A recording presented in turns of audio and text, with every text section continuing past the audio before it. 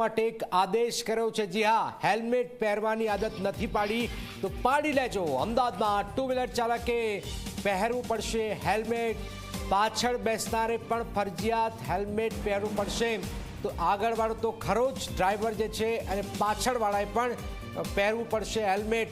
Helmet and wrong side સમસ્યા માટે 15 દિવસનો સમય આપવામાં આવ્યો છે। તો આપ જોઈ રહ્યા છો આ એક મોટી વાત। હેલ્મેટ પાછળ બેઠેલા વ્યક્તિએ પણ પહેરવાનું છે। રોંગ સાઈડમાં પણ જે વાહનો ચલાવી રહ્યા છે એમના માટે પણ એક સખત મેસેજ આપવાનો પ્રયત્ન કરવામાં આવી રહ્યો છે।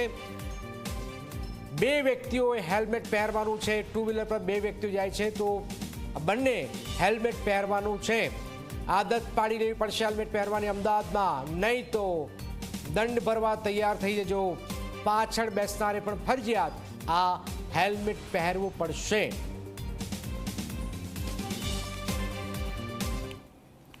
ગાંધીનગરમાં